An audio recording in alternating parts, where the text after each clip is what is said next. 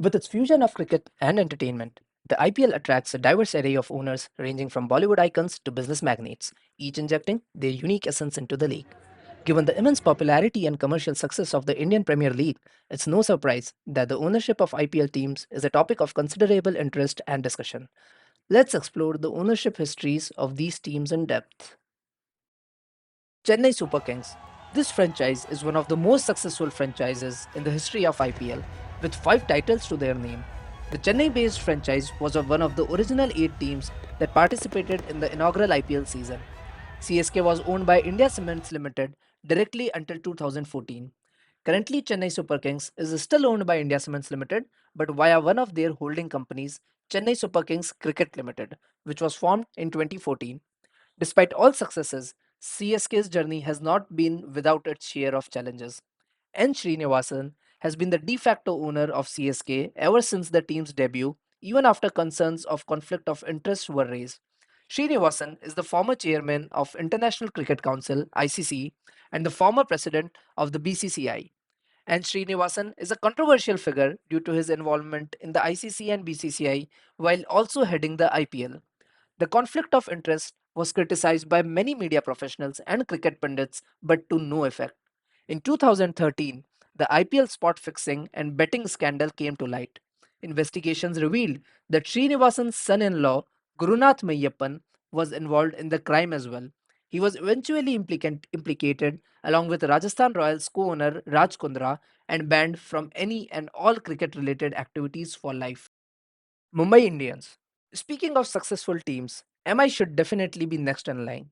As the IPL caravan marches on, Mumbai Indian remains the team to beat, setting the standard for excellence and serving as an inspiration for aspiring cricketers and fans alike.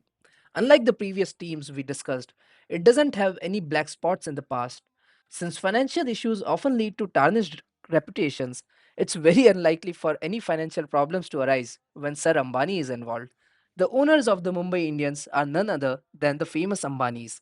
Ambanis are one of the most richest and famous business families around the world. Mukesh Ambani, the head of the family, is the owner of Reliance Industries. However, Reliance Industries don't own Mumbai Indians directly. The famous IPL franchise MI is owned by India One Sports Limited, a subsidiary of Reliance Industries founded in 2007. India One owns multiple teams in various sports franchises around the world. The sports division of Reliance Industries is managed by the wife of Mukesh Ambani, Mrs. Neeta Ambani, and his son, Akash Ambani. They are the ones who take the decisions about the team and will be seen cheering the team during the matches. Rajasthan Royals. In the pages of IPL history, no team's journey has been as much of a roller coaster ride as that of Rajasthan Royals. Founded in 2008, the Royals made an immediate splash by clinching the inaugural IPL title under the leadership of the Shane Warne, defying the odds with their underdog status. However, their subsequent years were marked with inconsistency, marred by player controversies and financial turbulence. Rajasthan Royals was the cheapest team of all the 8 franchises that were bought in IPL 2008.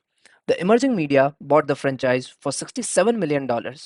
In 2010, the team was terminated by the BCCI for a brief period for alleged violation of the agreement. However, after it secured a stay order from the Supreme Court, BCCI allowed it into the league. The team was also under the scanner for its promoter shareholding pattern. One of the co promoters of Emerging Media, which owned the team, was Suresh Jelaram, brother in law of Guess Who, Lalit Modi, former IPL chief. As the Rajasthan Royals franchise was the cheapest of the 8 franchises during the team auctions in 2008, it was alleged that Jelaram was given a good deal owing to his ties with the IPL chief Modi. In early 2009, Shilpa Shetty and her husband Raj Kundra reportedly paid $15.4 million for an 11.7% stake in the franchise. The Enforcement Directorate had issued show cause notices to Rajasthan Royals for alleged violation of the Foreign Exchange Maintenance Act. It was alleged that Jelaram and Shilpa Shetty had flouted foreign exchange norms through the Mauritius route. In 2010, Shashank Manohar, then president of BCCI, had questioned the bid process through which the franchise was bought in 2008. Manohar also alleged that there was no evidence Shilpa Shetty and Raj Kundra had paid $15.4 million to buy a stake in this franchise. As per recent reports, close to 6 months after Emerging Media Limited, the UK based company co founded by Manoj Badale increased its stake in RR franchise from 36.7% to 50% in an all cash deal estimated to be around $26 million, which is roughly close to 190 plus crore Indian rupees. They have upped the game yet again.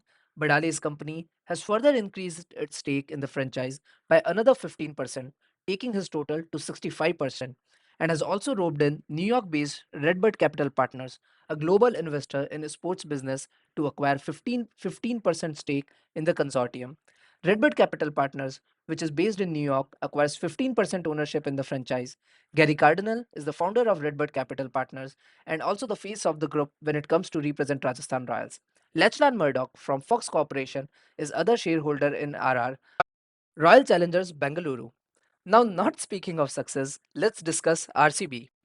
In 2008, RCB was bought by Vijay Mallya, the previous chairman of Kingfisher Airlines and United Spirits. During the auction of the team, the bid for the RCB was second highest, amounting to a whopping $111.6 million. However, the journey of Vijay Mallya and RCB together was only until 2016, when he defaulted on a major loan that he had taken and had to leave the country to avoid prison. Currently, Vijay Mallya is termed as Bhagoda and is a wanted criminal in India. Now, the Kingfisher airline does not exist, and the sole owner of RCB is United Spirits. There is no individual owner as of now. Kolkata Knight Riders. Another team with a stable history is KKR. Kolkata Knight Riders was bought by Shah Rukh Khan's film production company, Red Chillies Entertainment, in unison with Juhi Chawla and her spouse, Jay Mehta, for 2.98 billion rupees at that time. Red Chillies Entertainment holds a 55% stake in the franchise, whereas the Mehta Group owns the remaining 45%. The Mehta Group of companies is a conglomerate based in Maharashtra with its headquarters in Gujarat. The group has investment in sectors such as international trade, finance, management, consulting, insurance, electrical cable, engineering. Punjab Kings. Another team with the film industry connection is Punjab Kings. It was previously called Kings 11 Punjab, but the name was changed to Punjab Kings in 2021. The team is jointly owned by Ness Wadia, Preeti Zinta, Karan Paul, and Mohit Burman. Preeti Zinta is a Bollywood actress and an entrepreneur who is one of the co-owners of PBKS. Ness Nusli Wadia is an Indian businessman from the prominent Wadia family. You might think you don't know what the Wadia group does, but you do through their numerous brands. He is the co-owner of Punjab Kings and was in a relationship with Preeti Zinta from 2005 to 2009. Mohit Burman is a famous Indian businessman who serves as a chairman of FMCG company Dabur Limited. Karan Paul is the chairman of APJ Group.